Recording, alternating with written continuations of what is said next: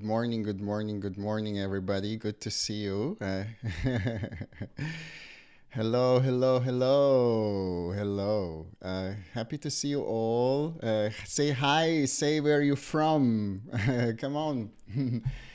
Theo from New York. Hello. And Charles is with us from Montreal, and Claudia and Sven. Hello, guys. And oh my God, I'm Francesco. Good to see you. Hey, Ricardo from Brazil and Belgium and Sweden. Oh my God. And the UK. Oh my God. Very good, very good, very good to see you all here. Welcome and good morning from a little bit cloudy Los Angeles this morning. I'm welcoming you to this very, very special stream. In a kind of our tradition, every time before any major release, we seem to kind of, have to, push in like an all-nighter, and it was no different last night.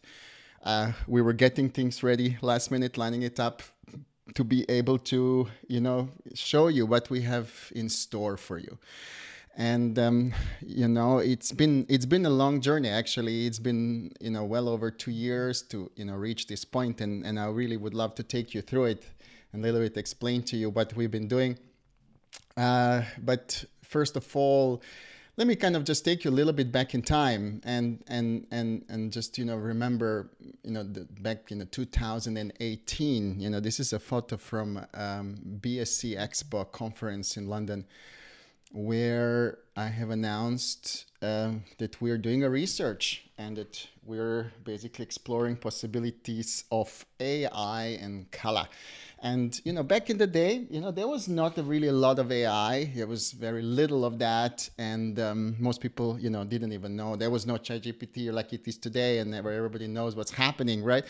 It was kind of very esoteric. I remember that some people laughed at us back then, and they thought shook their hands and also were a little bit in disbelief whether this is ever going to happen. So then I moved to Los Angeles, and then we started Colourlab, and basically in 2020, in the midst of pandemic, we released version 1. And, actually some of the original factory drivers, people with whom, we were building the first system, literally understanding how it should work and what it should be doing. It's now, actually here with us still, I saw Roberto earlier. So good to see you, Roberto. Good to see you all, guys. If any original factory drivers, from Collab version 1, but from back 4 years ago, still around, say hi. Peter, for example, one of them. Excellent. Very good to see you. Very good.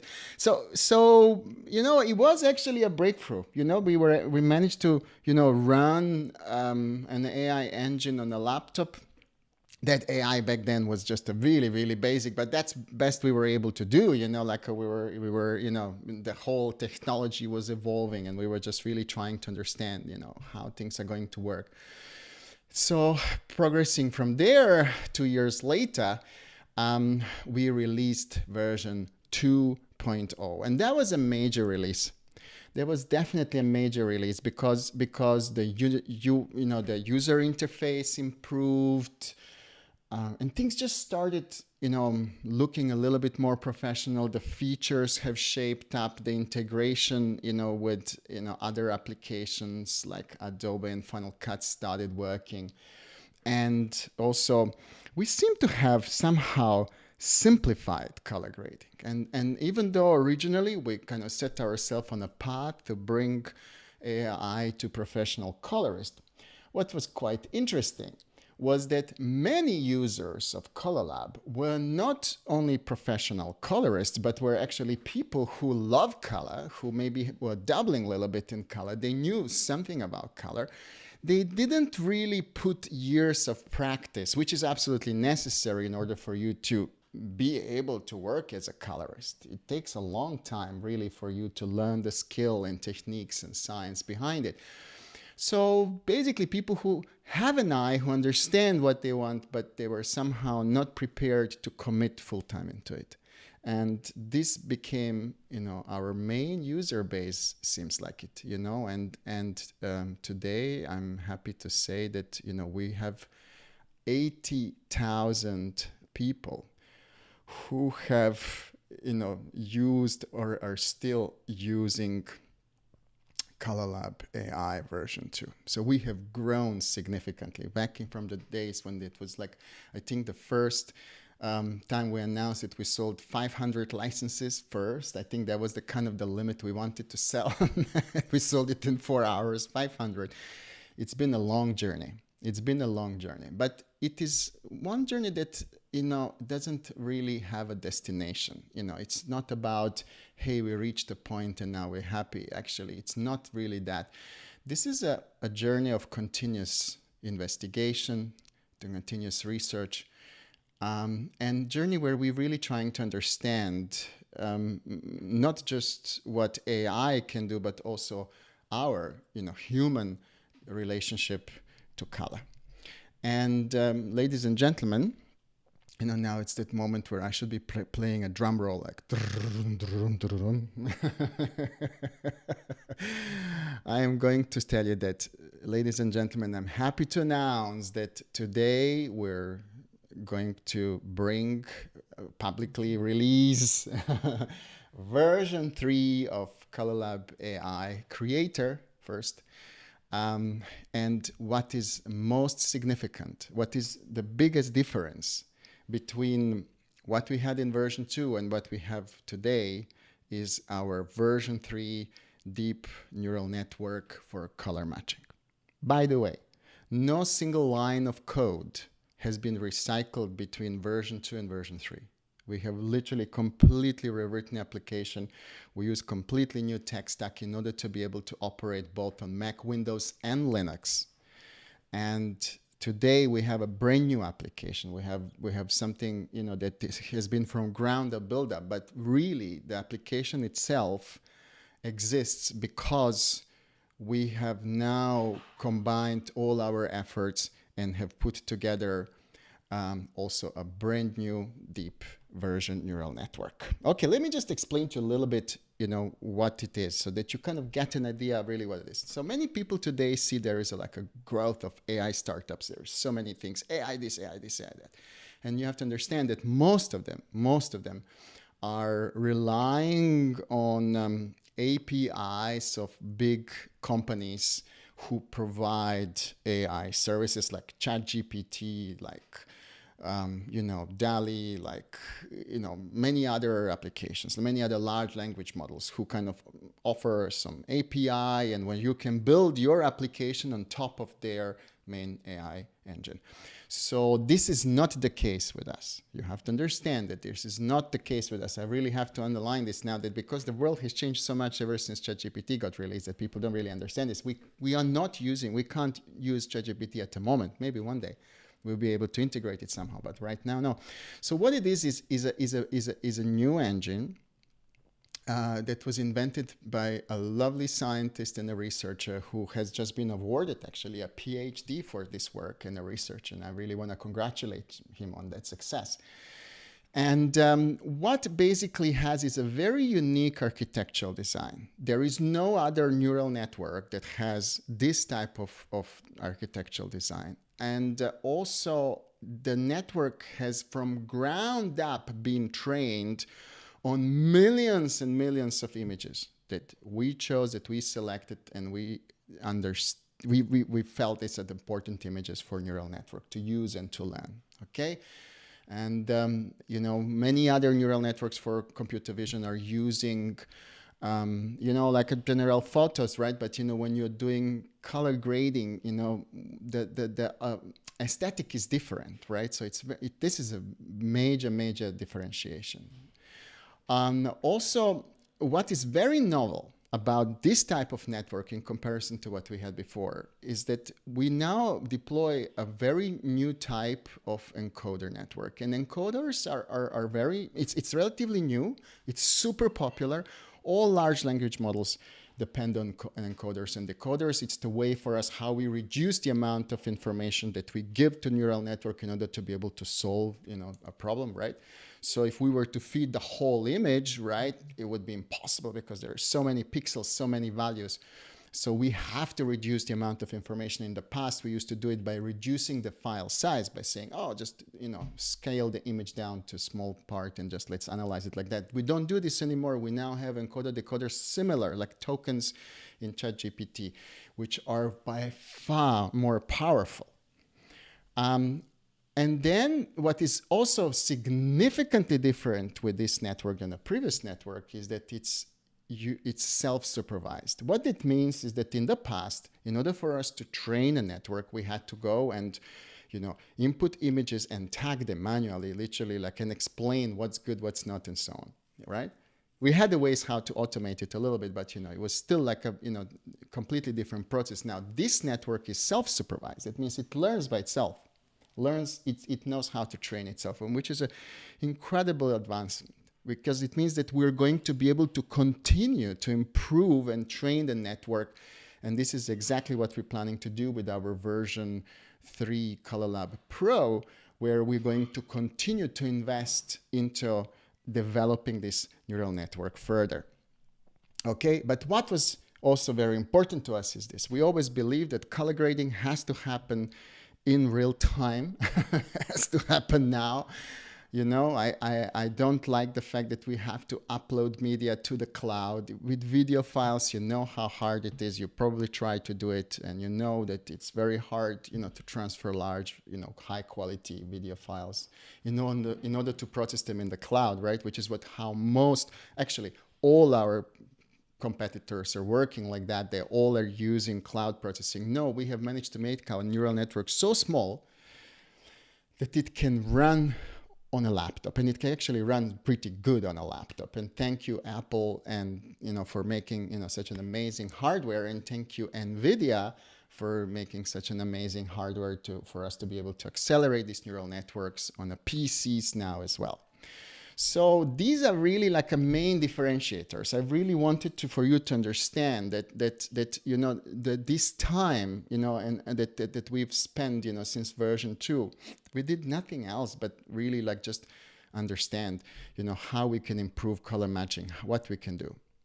And I can definitely conclude today that no other company, no other business, no other institution in the world has invested this amount of time, energy, and money, I have to say, right, in making artificial neural network understand the complexity of human relationship with color.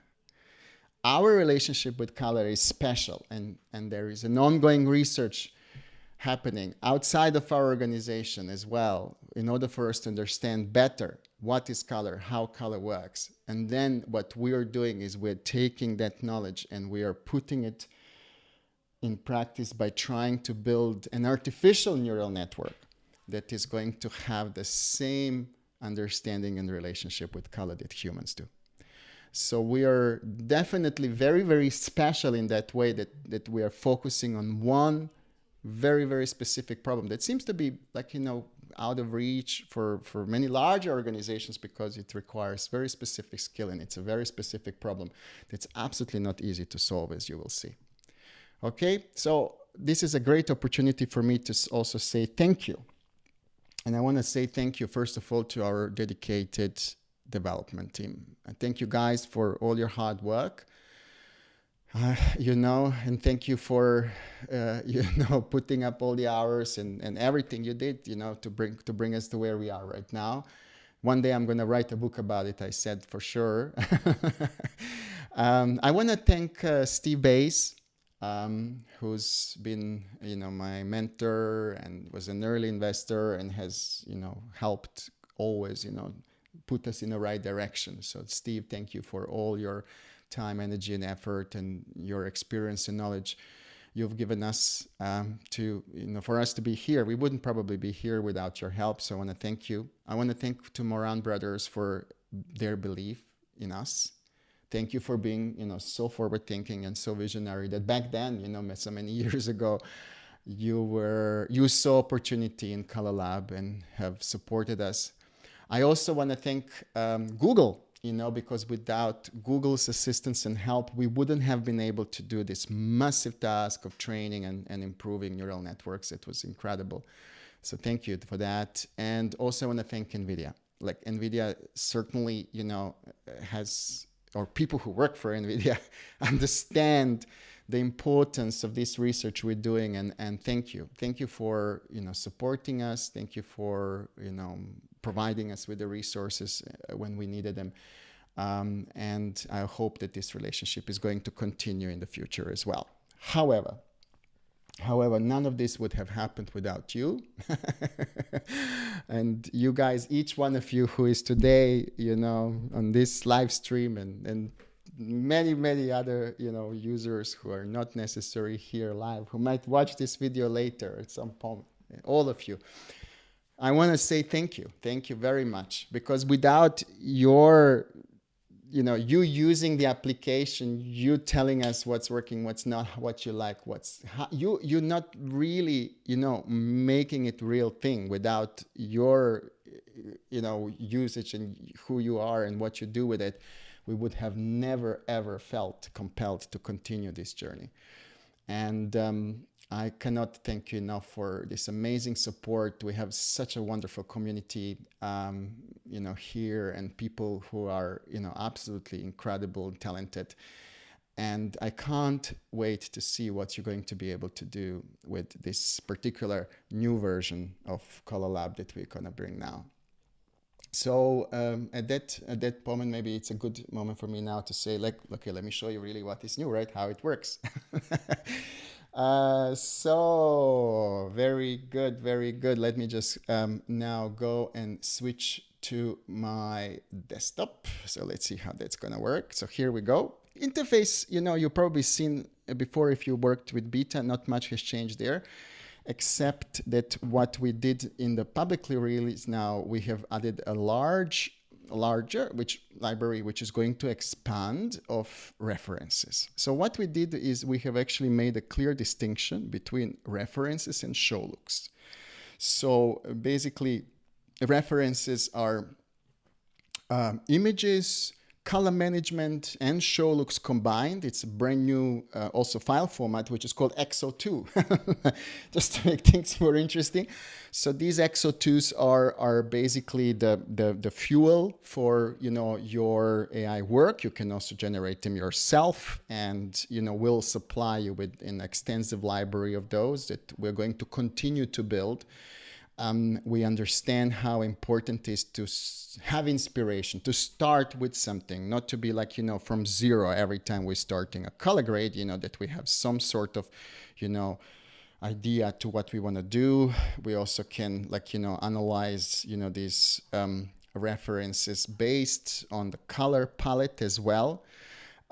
Which is also like an interesting concept. And then here in project, you know, you're able to see anything that you used recently, any favorites, and so on and so on. You can build your own libraries. And then what we did is we have then, you know, separated a little bit, differentiated a little bit. Show looks. Show looks are still such an important part of image generation. They will never go away. You know, we're actually going to, you know, just maybe bring a little bit more of AI into the show looks rather than get rid of them. You know, show looks are by far, you know, most powerful, you know, thing that has happened to color grading, one that is like, you know, so practical and so important. And, you know, so what we did is we build a library again of show looks, also elements of show looks that you can now combine in order to build your looks. Okay, so let me actually just show you really, like, you know, a little bit what's important, you know, for you to know is like, you know, hey, how is this network performing? So what we also did is we made color management a little bit simpler now. It's just here, one drop down. I'm just going to use Arialog C for this. And basically, let me show you really how it works. So color grading has, you know, the way how I see Colourlab now is like a little bit like my robot. Okay, so I have a robot and I want this robot to do things for me, right? And I just kind of tell it. So instead of, you know, me like going and basically trying to kind of move my left gamma gains, right? All I'm doing now is I'm seeking inspiration, I'm seeking reference, I'm seeking images that are basically going to help me with the looks that I'm trying to create, right? So let's say this is a, you know, some shot we have here, a drone shot. So what I think is I want to have something that's probably green, right? That not kind of yellow like this. So what I'm going to go is I'm going to click on a green and oops, and look at it. There is actually one image that's kind of, quite nice. And all I have to do now is I just press match and bang, basically, this is the result. You probably, guys are aware, the kind of performance we had with the previous model. It was good, but nowhere is near as good as this one. The quality of this matching is just something completely different. And I can just, go and say, okay, great. This now I have a new exposure control, right? Which is a little bit, like a more, which is improved. And I can just say, no, I think actually I want to target this exposure on -1. And now basically, look, I actually got this shot already working, right? So then, for example, this shot here, let me see what I could do with this one. And you see, this is, kind of where we're changing a little bit the color grading game, right? Instead of us just going and saying like, okay, I'm going to go maybe now into interior shots. And maybe let's try, I'm going to use this shot of a boy inside, like, kind of has some sort of similarity or has this atmosphere I'm after. And boom, straight away, I can see this is looking actually pretty good. I can just maybe go and just, try to fix a little bit the exposure here. Fantastic. And, that's a really good one. Now, I want to match these two shots, right? So what I do now is I kind of have here a really big set as match button. This is the one big, improvement we made with the interface. We just made the interface a little bit easier to operate and navigate. So now I'm using my own image as a reference. You can also do that and bang, perfect. So this is also working really well. With this shot here, I'm going to do something slightly different. This is a new feature we have. Let me show you how that works. So what I'm going to do is I'm going to go into skin tones and I'm going to try to find the skin tone I like. So for example, this is the skin tone. So what I can do now, instead of like, just matching the whole shot, what I can do is I can say, hey, select a region, right? So I click here and I say select a region, for example, like this. And then I'm going to go and select a region here as well. And all I'm trying to do is just match the skin tone between the two. Boom, job done. Excellent. So this is done. Here, is an interesting example as well. Like, I'm not sure really what I really want to do with this, but what I can always do is I can always start matching with balance, right? I can just say, hey, give me some sort of neutral grade, right? And I can then see where I am. And I'm saying, like, yeah, no, really. Listen, let's go. And I want to have, something warm, something yellow. So I'm going to go into palettes. I'm going to go into yellow and let me see if I can find a shot that would kind of give me this tonality. So how about this one? Look, this one has got, some sort of, nice warm tonality with it, right? So let's try. I'm going to go and match this one. Let's see what it happens. Perfect. So I got this one working. All I do is I say to my robot, hey, robot, go and move left gamma gain controls in a direction so that my shot, looks the way how this reference is looking. That's all it happens. So the only difference really we did now is because, the neural network is now just so much more powerful. We're just able to achieve like, more consistent results. And that was really like, where the 2 years of work went to. So I'm going to go and say, oh, why not? Let's say kind of, I'm going to try to match these two skin tones, Let's see how that's going to do. Wonderful. You see, it's actually quite nice, like, you don't, you can actually really be surprised yourself sometimes with things that you can achieve. Then we have a dish shot. I can also just quickly go on balance and see, hey, how is that? And you see what I'm doing? I'm playing. I'm not like, stressing myself out. Do I have time to finish the job? How much, like the work is much more fluent. I feel more at ease, with the pressure of time because, this is working pretty fast and allows me a little bit more playtime. And I think the creativity comes from playtime. Very often we as a colorist, we are faced with a, tight deadline. Let's go, let's do it, and we try to lock the look as soon as possible. But, really, if you think about it, sometimes being a little bit playful and looking at some options and, for example, look, why don't I maybe try this kind of snowy shot like this one? Let's see how that's going to look. And basically just let me go and fix the exposure a little bit. Why don't we go and do this? Suddenly, like you see, I have this absolutely wonderful set of choices, right? And I can say, you know what, actually, maybe I'm going to go into an urban mode. And then here I have actually shot that this resembles New York. How about I just use that, Oh, excellent. So maybe this one, right? So I can then see, hey, which one do I like more? Maybe this one. No, you know what? By the way, I know this is going to sound really funny for many people, but we have undo. So look, I can just say undo, undo. No, I'm sorry. Version 2 didn't have it. Can you believe it? We had application with no undo. I know it was crazy. Yeah, everything is undoable now. Don't worry. That was the first thing we built. Okay, great. So now I'm gonna go into this shot. Maybe like a little bit horror, right? So what could that be? Okay, now look. I could, for example, go and, in color palette, try to find something maybe cyan, because this is kind of the type of the, horror kind of scenario, right? And I could say maybe something like this.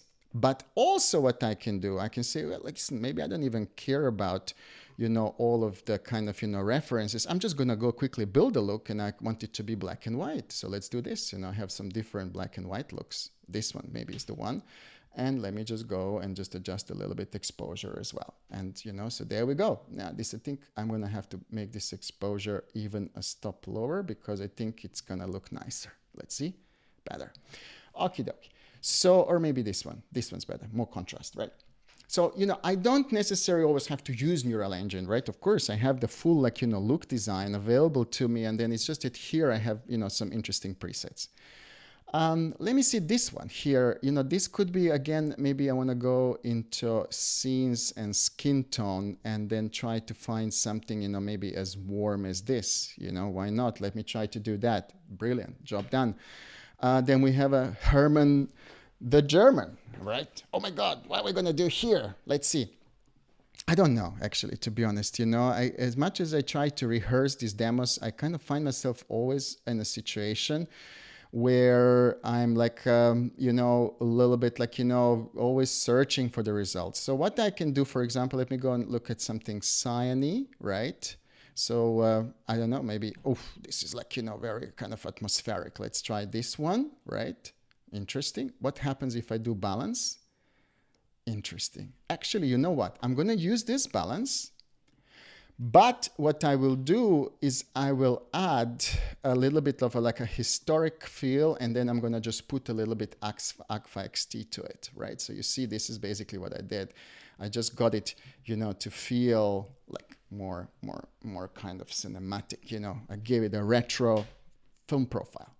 All right, so then I'm going to go to the next shot. Here I have actually a category, I love surfing, as you know, so I'm kind of build a category called ocean. There we go. Let's go. Little ocean set here. How is this going to look? Wonderful. Maybe if I fix exposure a little bit. One thing you're going to, end up doing a lot, by the way, or one thing that is still like necessary for you is to tell the neural network, hey, this is the center focus. Every shot, has some point where you want viewer to look at, and it works in conjunction with EL zones. So, you say, for example, well, I want, this part of my shot to be center focus, and then the exposure adjusted for you. So it's actually like a really, really quick way to do it. Then we go into a desert shot. Interesting. We have actually a desert group, right? Where is it? And desert. There we go. Desert. So what I can do is I can go something as crazy as this, for example. Let's see. Something like a June. Actually not too bad, right? Or I could go and see what else. Maybe something like a very orangey. Let's do that. No. By the way, I want to show you this. You don't have to always double click like what I'm doing. You can also just right mouse click now, and you can just select match. And by the way, you also have match all buttons so that you could just click on one button and get everything matched. This is a very interesting shot. I have to tell you this, this is a really an interesting one. I usually start when I have something like this, with a balance, give me a really good result. But let me just go into some exteriors and see, do I have something here that, tonally would maybe help me get to where I want? Maybe this. Let's try this shot here. I know it's very green, but never mind. Let's see how that's going to look like. Excellent.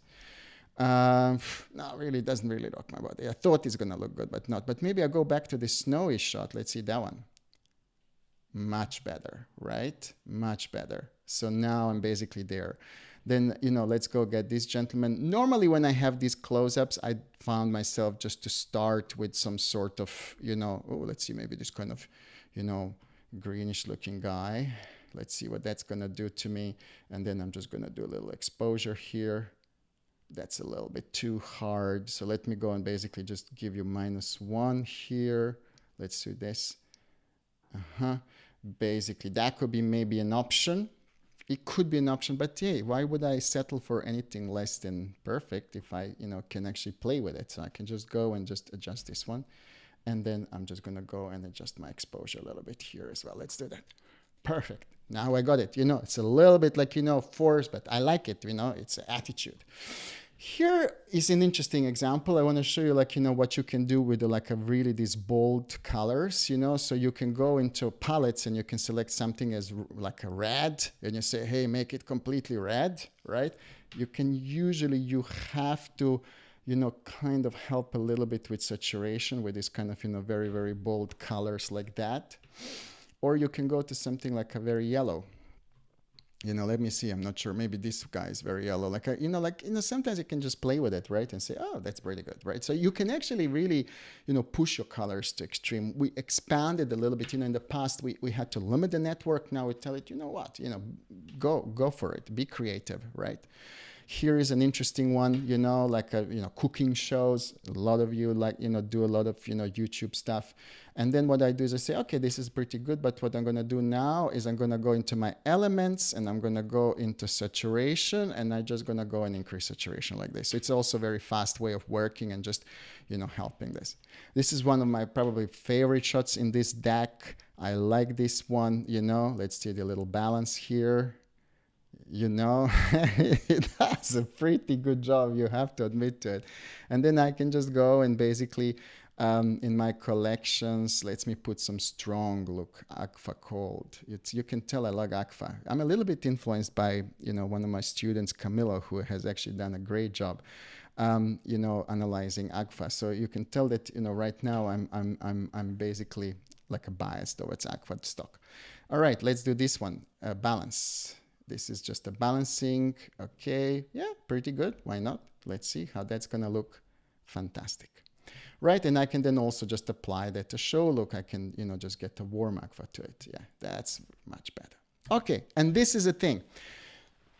I'm playing. I'm not like, you know, struggling. I'm inventing. I'm changing. I'm going for it. So what really is happening here is we are not just using Colourlab Ai just as a kind of tool, you know, to kind of get me going. And no, I'm actually really using it as a creative tool. You know, I'm actually using to explore possibilities, to go somewhere I want. And imagine how useful this is when you have a client who sends you images and they tell you, this is what really I like, you know, this is what direction I'm going to go to. And then, you know, now you have a basically, you know, very easy way for you to, you know, start, you know, to basically get going. Now what I'm going to do is I'm going to just go and say push to resolve.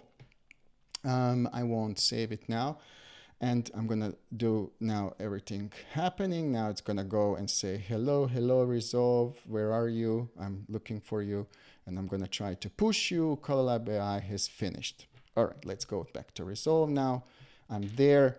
And as I told you earlier, everything is there in real time with my full node tree. Yes, I can load still the custom node tree. Everything is there. Everything is absolutely here. So yes, you know, this is really where we at, and it's much more fluent and it's much easier to work. You know, the consistency is just there. It's less frustrating, right? So your robot is actually really doing something.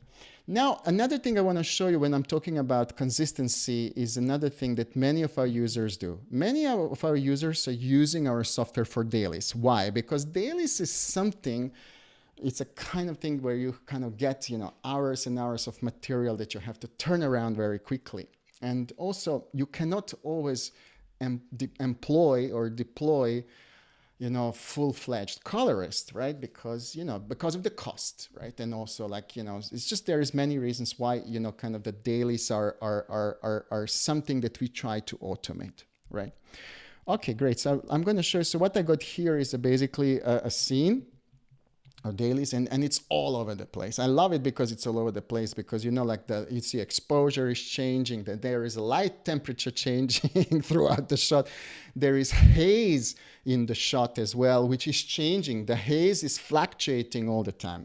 And you know, I've spent years, you know, doing dailies before I progressed into the senior levels. And I can tell you that, you know, as a dailies colorist, if I look at this shot, I mean, it's all hazy, right?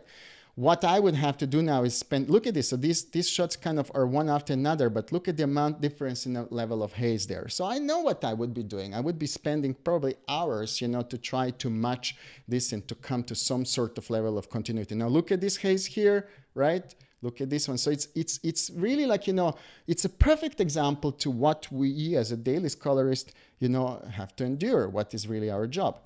So let me just do that a little bit, and let me show you like how now, you know, we are able to, you know, work, you know, in terms of the consistency, right? What we can do. So I'm going to go and just pick one shot that is a kind of, you know, I always try to find something with a little bit skin tone. First of all, I do is I'm going to go say select all, and I'm going to apply color management, right? And then I'm going to go and click on this shot. And from my show looks, I'll go back in my collection to my historic, and I'm gonna go and basically maybe use this Fuji. Yeah, perfect. That's the one. I check my exposure, which seems to be perfect. And then what I'm gonna do is I'm gonna say, hey, you be my reference, okay? And then all I have to do is I have to come here and I have to say match all, because this is all in one scene. So while this is happening, I'm maybe going to go and have a look a little bit on the chat and see if there is any questions or anything like that. So let's go. Kyle says, does this work with camera raw files now? Kyle, no, the camera raw files are not supported. We have expanded the amount of cameras. It works with MXF files. It works with everything. But no, the raw files are going to come with the Pro version. The reason why we're not releasing Pro version now is because the major improvement in Pro versions is going to be a lot of work with AI. We're going to have specially trained networks, which are going to be called LoRa's, that have a very specific looks. You'll be able to change type of network and so on. So it will actually be. So right now, you know, we support different types of camera files, MXFs, you know, most cameras really, but we don't debugger. We don't do that at the moment. This is coming with a Pro version. Okay, so the next thing, all of the hours tweaking that went into this version are freaking outstanding. Thank you, Kat. Thank you.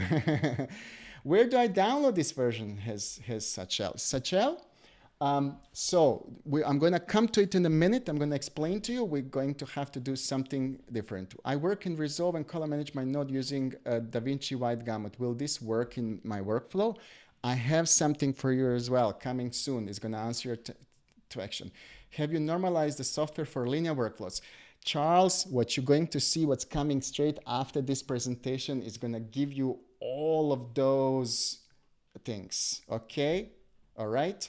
Where are the versions? Versions will be in Pro version. Like, you know, right now the versions are not here, but we will gonna build them in, of course. Thank you for the question. Hello, Adam. Good to see you. William, you are on 3.0, and if you're on a beta, 3.0 beta, you will be the first to get this built. Okay. All right. Now let me come back to my kind of matching that has finished in the meantime. Check this out, guys. Check this out. Have a look at this level of consistency. I mean, you know what? I really like, you know, kind of get amazed myself, right? I really go and think like, how is this possible, right? How is this possible that, you know, that we actually got there, you know? Because there were moments, I have to tell you, where I've really felt like, are we ever, you know, gonna get to the level, close to this level that I would like? Look at this. Remember this shot, right? It was so hazy. Look how it fixed it now. Look at it. Look at the level of consistency we have here. I almost don't have to tweak anything. I mean, listen, for many purposes, this would be good to go, right? Look at this shot, where it was, where it's now. Look at this shot, right?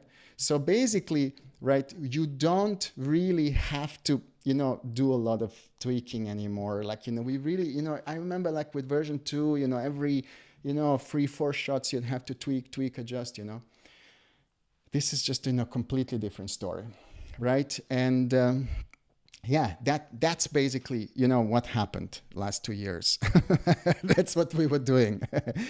But I actually really want to show you another really important demo, which is kind of, you know, something that you know, I hope, especially some of you who are working more as editors, you know, and who don't want to be professional colorists would probably appreciate.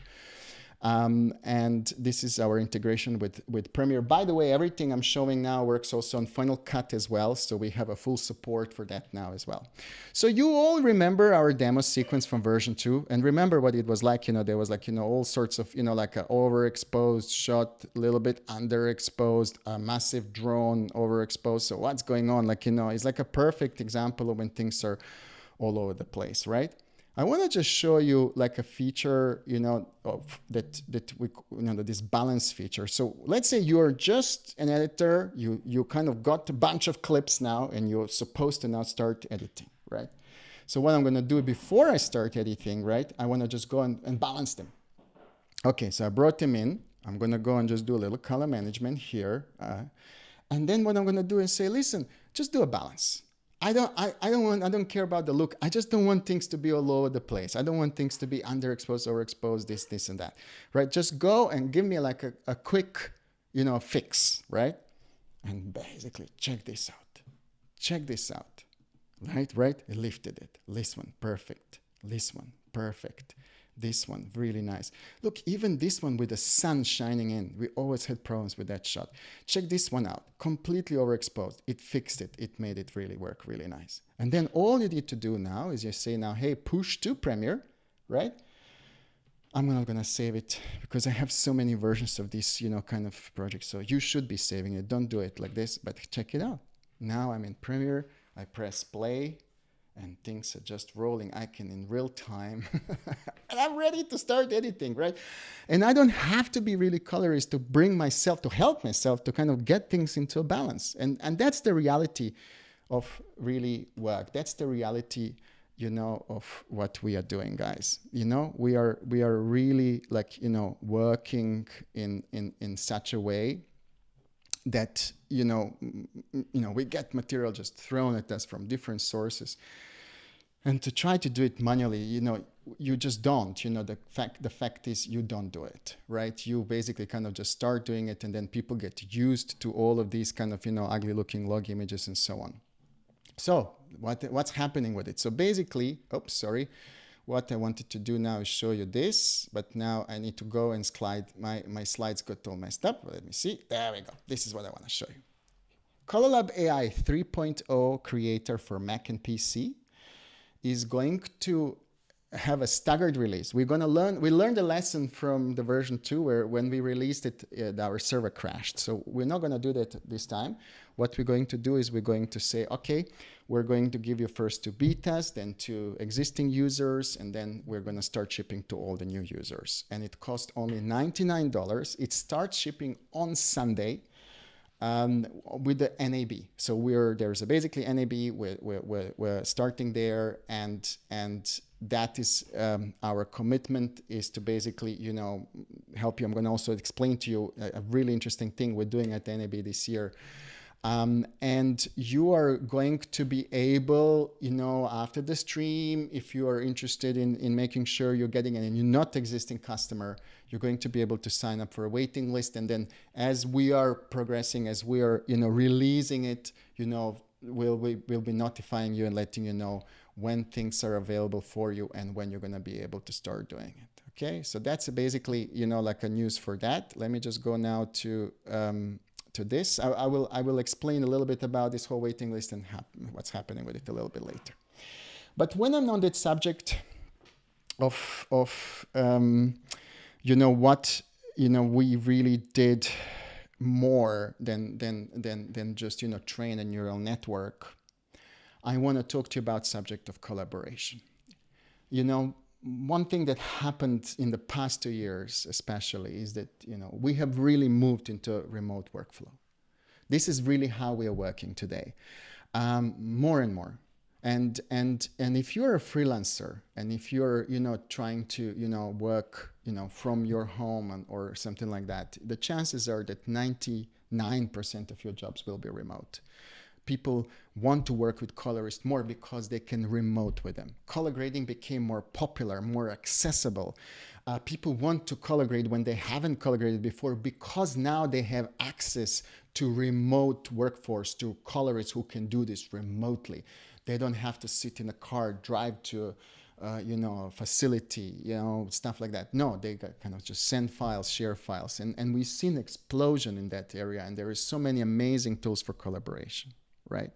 But one thing I wanted to just remind you to really how remote color grading works today, right? So really what happens is that, you have an edit, then you export that file, right? And you have to export it in very high resolution and high quality, 4K, whatever. And then you probably feel the pain already, just even me talking about it. What happens when you try to upload, let's say, 1 hour 4K master as ProRes 444? You know the time it takes. It takes far longer to upload than actually, to color grade, right? Then the colorist has to download that file. That's usually a little faster, because internet is faster for downloading, right? Then it loads that file and then it color grades it, right? And I'm not really, exaggerating. Sometimes it takes longer to upload than actually to color grade, right? So once the colorist has finished the grading, then he or she renders the another file, massive, big, terabytes, right? And then again, uploading that, and then that gets then, sent to editor who then downloads it and so on. So you see, like, there is actually so much redundancy, so much unnecessary waiting, when things are going to upload, when are they going to download, what's going to happen, what's the changes, I have to now do a new version, I have to send it and so on. So it's not really very fluent, okay? So this is why we have from the beginning set ourselves to virtualize color, right? Our color is, as I say, unreal. It doesn't really exist. So the way, and this is a significant difference between our system, Colourlab, and anything else there is out there remotely, similar to what we're trying to do. So what we do effectively, we say, okay, we take your file, we color grade, but the result of color grading is not a new file. You've seen me, I'm sending metadata between, and this metadata is called XO1, and it's very powerful. It's by far more powerful than a LUT, right? It's parametric. It's only 18 kilobytes per one shot. It does color management. It does CDLs. It does show LUTs. It does referencing. It does metadata, information about the shot, who graded, whatever. It has so much more power than anything else. Like it's built to be your language, your virtual language for looks, and it can describe almost any look you want. Right? The XO1, there is no look that we can't really build and describe using XO1. All right? So then all another user has to do, it has to basically take, that metadata, load it into something we call Colourlab engine, right? And then apply it in real time, and so basically get the result, right? So I want to just show you a little bit, what that would mean, in practical terms. So I'm here back in the in Premiere, and Premiere, as you know, have just actually, by the way, released an amazing beta update to Frame.io. What an absolutely unbelievable, new update. I can't wait to see how that's going to work. So what I'm going to do now is I'm going to say, okay, I'm in Frame.io. I'm going to go into upload, right? And I'm going to go and upload the project file, right? So now it's basically going to go and upload this project file. It's not very big, right? Excellent. So now all I have to do is now I'm going to go and pretend I'm on another computer, right? You just bear with me. I'm going to now just say, okay, I have actually here a project which is called remote. So think about it. I'm not me anymore. I am now basically somebody else. All right. And then what I'm going to do is I'm going to go right and just basically, import this file. Right. So I'm going to go and say import and collaborate. Perfect. I want to replace it. Excellent. And now it's going to import it. And now it loaded it. Okay, so have a look now. So this is this file now. I'm gonna go actually and open the new one, and what I got here now, because I was just practicing before it, I get this sequence completely fully graded, playing back in real time. And all I have transferred to my editor was project file. But because editor has Colourlab engine on their computer, right, on their workstation, they are able to instantly play back my grades. Instantly. There is no upload, there is no download, there is absolutely nothing you need to do. Granted, I'm not using now, all the, windows and everything, that I will be using for final grading, but at this stage, I can definitely get involved, start developing looks, collaborating with this and so on and so on and so on, right? So what I really want to show you now is the fact that what we can do now is we can, basically work collaboratively in such a way that, we take sequence and we generate just EXO1s for 1 hour sequence. It's only 12 megabytes. So that's basically the amount of uploading that you need to do. All right. And what's really, really cool, guys, I want to let you also know what we have done is something super important. Let me try to do this like this. Oops, sorry. So where my camera? This is the one I want to do. We have now made the CL engine, which is basically this plugin that interprets EXO1 color metadata for Premiere and Final Cut free.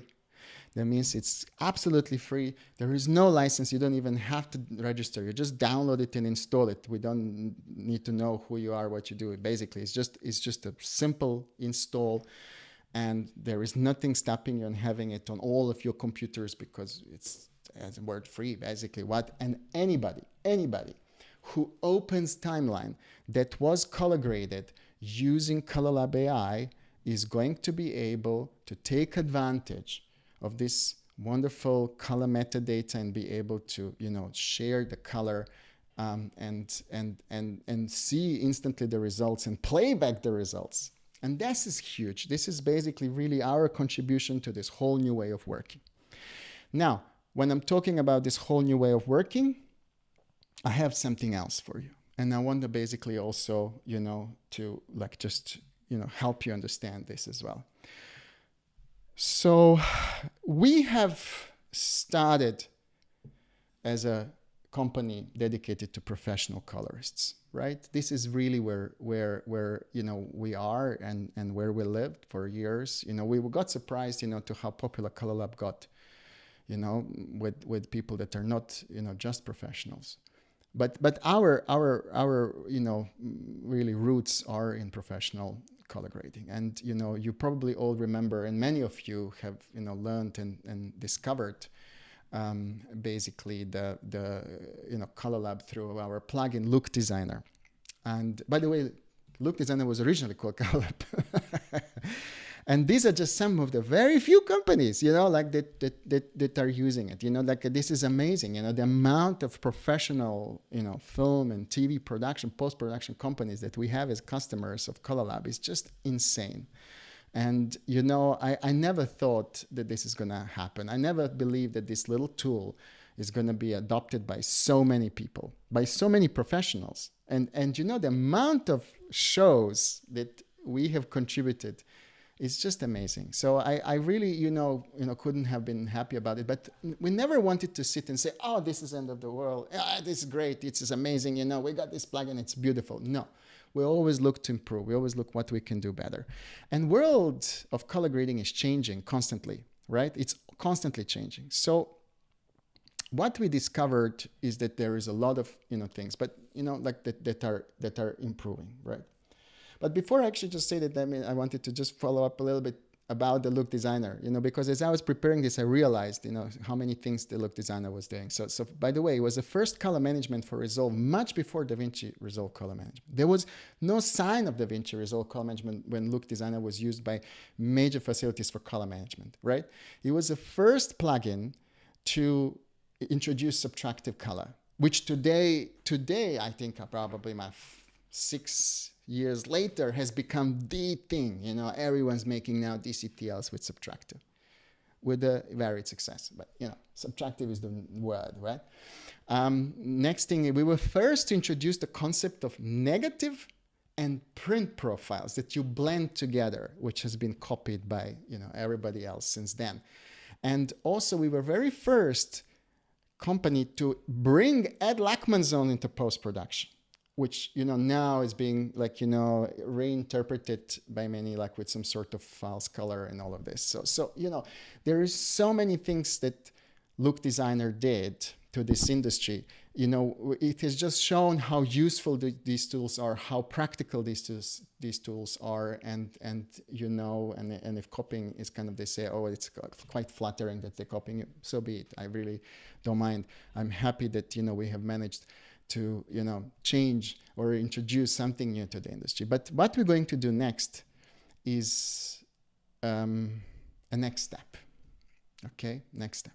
And ladies and gentlemen, I'm proud to announce that what we are doing now is we're launching a brand new product. And this new product is called Color Pro. And yes, it's made in California. It's very Californian. It's made based on feedback of, amazing professionals working in Los Angeles and around the world with whom I'm in touch with constantly, and with whom I'm having, wonderful conversations, with some of them I'm also consulting and helping and working with. And really this product is built for them, but also for you. There is no reason why any one of you shouldn't be able to use it. So let me just explain a little bit what is Color Pro.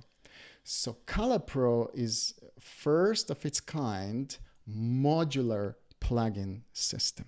Okay, so it's not so far what we've been doing, what you see everybody does is give you one monolith plugin. So you put one plugin and this plugin then does everything, right? No, that's not how professional colorists work. Professional colorists want to have a node tree. They want to design their node tree. They want to put things in places where they want to put. They maybe want to blend parallel nodes. They want to maybe blend layer nodes. They want to put it at the beginning, in pre-group, post-group. They want to be free to decide how they want to put their color pipeline together, not to have one plugin to dictate what they can do with it. And then you have gray, and you turn the button, you have suddenly gray, and then you have this button, you have suddenly halation. No.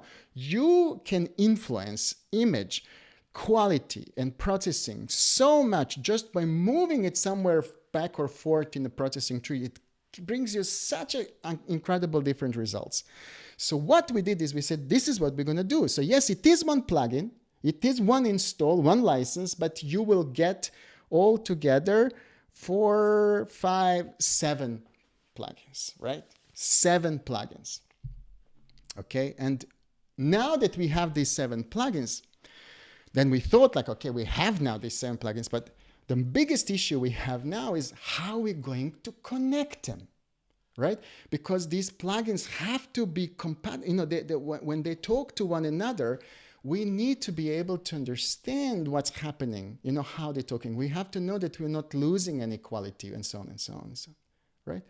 So that was the biggest challenge. We would have introduced these things. We knew about the modularity before, right? But we just were never able to quite succeed in connecting them because of the challenges that have happened. And primarily the biggest challenge, that happened to us was the fact that Ari released Ari 35 with this huge dynamic range, and somehow things just changed. We realized now there is a camera where existing color spaces that we use for color grading, we used to use Ari Log C, doesn't really work anymore. So how did we solve this problem? Because without solving this problem, we're not able to move forward, okay? And what we did is we asked for help person, the best person in the business. This is usually what you should do in life. When you want something, you should try to find who's the best. And there is really no one better than Josh Pines. And because he's been, there from Cineon days. And, he made the CDL. And he understands the problem as well. He totally did it. And interestingly, he already thought about it. He already had, things in place. So when we discovered this, we were like, Josh, this is it. So we took that research he did, and we now labeled it JP Log 2. It's a brand new color space. It's a brand new grading color space that is built 100% for you, for colorists. It's not for camera. It's not for anything else but for color grading. And let me explain to you what it is and why it's different and what Josh did, which is absolutely amazing. Okay? So basically, first of all, we have to understand the stops of dynamic range that we find in various. And when I analyze stops of dynamic range, I always analyze them above mid-gray. Why? Because when we measure stops of dynamic range, when we say absolute stop of dynamic range, there is a lot of variation, because when we go below mid-gray, we end up in the shadows, and then there is a really, questionable, well, is this noise or is it black? And also the fact with the logarithmic encoding, you never really reach zero. You can't go down to zero, right? So measuring anything below mid-gray is a little bit of a fickle task. So we analyze the performance of color grading spaces or logarithmic encoding spaces by how many stops of dynamic range they have above mid-gray, okay? JP log is the largest color grading space available in the world today. It has 12.43 stops of dynamic range above mid-gray. Let me just explain you what it means. The highest dynamic range in the industry so far was Arilog C4, where they had 11.35 stops. And that broke ACES CCT, for example. Well, I didn't quite break it because in a float we can still work with it, but we didn't really have the control of these top stops. We can get away with it, granted, because there is not so much detail in it. But we as a colorist, we want to have a control. We don't want to know, hey, there is a potentially I'm saving this detail, even though my color space is not able to encode it, which is what I'm being told today. Don't worry, just grade in Arilogs in ACES CCT, we will preserve it, blah, blah, blah. I don't know. My tools work from 0 to 1. So if something's higher than 1, how will I control it? We really need a color space that has this high dynamic range so that we can build our curves, our roll-offs and everything the way we want to do it, right? Not in a randomly system trying to preserve it for us, okay? So in comparison, ACES CCT has got 10 stops. And I remember when that was created, we all said like, wow, 10 stops. We'll never need it. We'll never need more than 10 stops. Who would have known that today, even 12.43 stops feels like, okay, when is the next camera going to come out that's going to break the barrier, right? This is really where we are right now. In comparison to what we were using so far was Arilog C that had 8 stops above mid-gray. But here is a very, very, very important catch that you have to understand. What it means is this. Where is mid-gray and why is that important for you? Look, if you are to compare professional colorists to Formula One drivers, for example, and if you follow Formula One, there was just a race in Japan, and Mercedes decided to put their drivers on harder tires so they have only one stop. And what happened is they kind of stayed back because the car was just not stable. It wasn't just behaving on those hard tires really well. And they ended up, 7th and 8th place, right? So the same thing happens to a professional colorist when you tell them, go and color grade in Arilog C4. Why? Because the mid-gray of Arilog C4 is so low. It's down at 285 because what they had to do is they had to lower the mid-gray in order to introduce more, dynamic range in the higher area. But by doing that, they completely changed the way how color grading tools behave. Because your lift dial, your gamma dial, especially, right, they are behaving differently when the midpoint is so low. So you have 0 precision, or you have precision, but it's very low precision in shadows, and you just constantly keep trying to fight it. As I said, the car didn't behave the way I did. I had wrong tires, and the same thing happened to me when I tried to grade in Arilog C4. I was like, I can't do this. I don't have a control. I don't understand. So I ended up working in Arilog C3 forever because I was thinking, I know what's going to happen. If I move my dial, I know I can predict what's going to happen. So what we actually had to do is we had to have a system that's going to give us high dynamic range, but without affecting the point of mid-gray. And that's what JPlog2 does. Basically, JPlog2 has got mid-gray at 401. almost identical to Aerolog C3. So your controls are going to continue behaving exactly the same with an added benefit of having full 12 stops of dynamic range. Okay? All right. So what gamut did we choose for it? So you know, Aerolog C, it's got Alexa White gamut, CCT AP1, and Aerolog C its own color space. But we want it to be as compatible with the rest of the world as possible. So we decided it's going to be AP1. AP1 is by far the most widest accepted color space. It's very close to Rec 2020. It works incredibly. ACES, 1.3 update and saturation, and gamut mapping and everything else. It works absolutely great. ACE 2.0 is just around the corner on that a little bit more. So basically, we thought, like, why reinvent the wheel? If we just use the same gamut, we're just going to be more compatible with everybody else. Okay? So that is it. So then what you get out of this plugin. So number one, you get the IO nodes, which is the color management. So it's what we call a universal color management. That means you can work in any color managed format because you have such a large base. The grading space is so large. You can color manage using Aerolog C4, ACES 1, or now even ACES 2. We are already shipping ACES 2.0, right? You have one-click operation, and then also you are natively processing everything inside as a JPlog 2, right? The next thing we have is we have added something called PrintLab. Okay, the PrintLab is like a new type of, kind of introduces, actually, PrintLab exists just for one reason, to be honest, because we wanted to have a LUTs that are better precision than what we have at the moment. And as you know, most LUTs that we have around that you download from websites are probably not more than 33 points. There are some certainly 65 points, but we have increased the precision of our LUTs to 128 points. LUTs are incredibly useful. We want to keep them, but with the higher dynamic range of our internal color processing, we needed higher precision. So how are we going to do that? 120 point LUTs. On top of that, we responded to requests we had from a colorist for a long time. Is there any way we can protect these LUTs a little bit? Because it's disheartening, that sometimes you spend, years building your favorite show LUT that somehow ends up on someone's DIT cart, and the next thing you know, the whole world has it, right?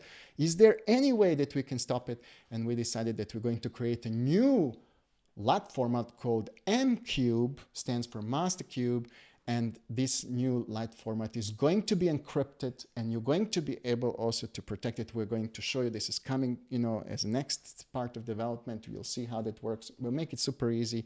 It's going to be pin protected, so it's not going to be like any online connection or anything, decryption or anything like that, right? And important, the MCube is working natively in this large dynamic range as well, right? The next plugin is called LensLab, okay? So it does lens distortion, the lens tint, modulation, transfer function, but in a way that you can control the fall off, right? It adds some vignette. And yes, it works also in the new wide color space. Then we completely updated HaloLab. It has now brand new, image processing behind it, especially the tonal mapping. So it has a, as we started with, halation and fog, but it has this new dynamic mapping, which means that you can now put halation anywhere in your node tree. In the past, you had to put it very early on, right? Now it can sit, close to the ODT if you want to, and then you control the level of halation with your live gamma gain, right? But a new addition to it, all of you told us, without the Love Scatter plugin, right? That gives you this kind of diffusion effect. So we included mist, bloom, and haze, digital diffusion effects modeled around, Tiffin filters. So basically, and by the way, again, it works also in JPlog too. That means very, very high quality, very beautiful roll-offs, because of that. Really, really nice. Then we also added a grain lab, sorry, I should say grain lab here. Grain lab, absolutely amazing. You now can do negative and print blend. You can do something we call oversampling, which basically gives you ability to increase your signal to noise ratio. The grain has become 3D. That means it has color now. And we introduced wave and flicker to the grain. And yes, it works also in JPlog 2. Now, I'm not going to be able, because I'm running out of time, I'm not going to be able to show you everything, how this works. We're going to have to schedule another stream because this is an extremely big subject. But I wanted to let you know that this plugin is going to ship next Sunday. So straight after the NAB, we have a small group of beta people who have, registered for it. If you're also interested, just when you sign up for a waiting list, you can also choose to get access to these new plugins as well. And they are going to be on special sale for the launch. Instead of $4.99, they will cost only $2.99. And you can also upgrade, from, which probably is like only $50 if you're a Look Designer user. And you'll get all of these plugins right in for only $2.99. So it's a really steal. So I hope you guys take advantage of that. As I said, we're not shipping it now, but later on this evening we're going to meet with a group of colorists here in Hollywood, where we're going to have a private viewing, and we're going to go and be able to see this. Josh Pines is coming as well. And then on Sunday, I am on stage with Michael Cioni at the NAB for the opening of the NAB. We're going to be talking AI. So if you're going to NAB, I want to invite you, go there, come to the Creative World stage on Sunday at 10:30, 11.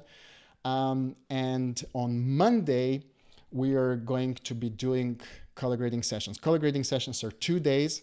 And by the way, we have now as a special guest Josh Pines, Walter Volpato, Alex Forsyth from ACES, who's going to talk about ACES 2.0, and myself included.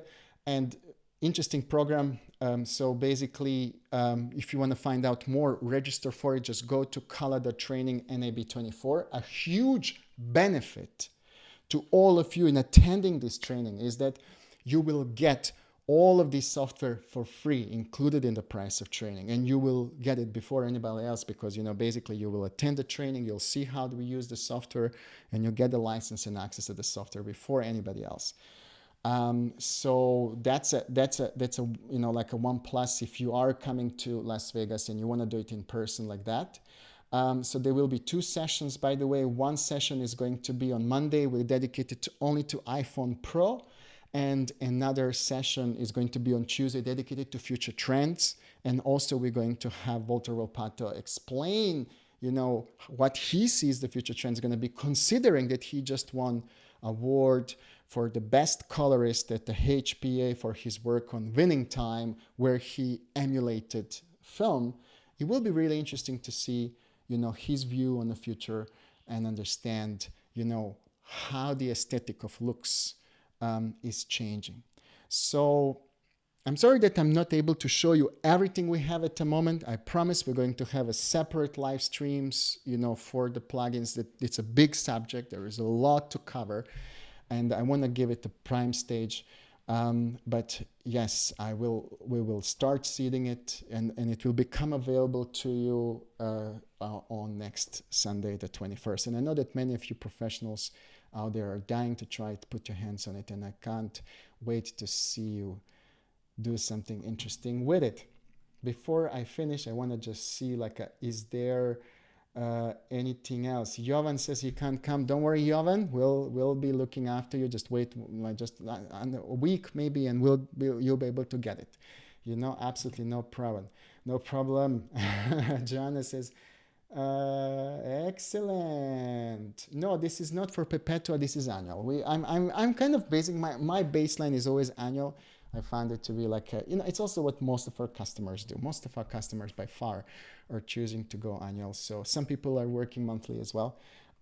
Yes. Oh my God, Peter, of course. Please message me and I'm going to send you the invite. We are in Hollywood at Melrose. So Peter, yes, if you're here, absolutely. You did. Harry such a wants it. No, you get it, guys. You get all the scatter, all the stuff is inside, and it looks amazing. And if you come tonight, actually, you're going to meet people who made it. So actually, yeah.